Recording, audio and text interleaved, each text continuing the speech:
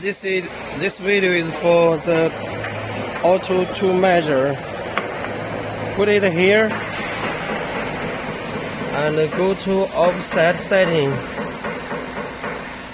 and go to the tooltip. Here is different, no problem. Every machine, everyone here is different. Don't change here. You just need to change the two number.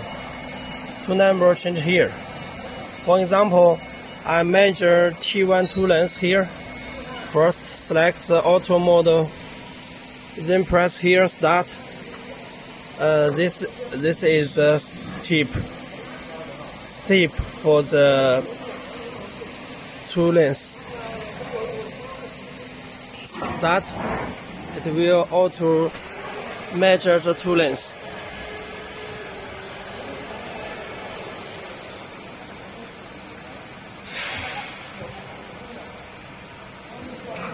Okay, T1 finished.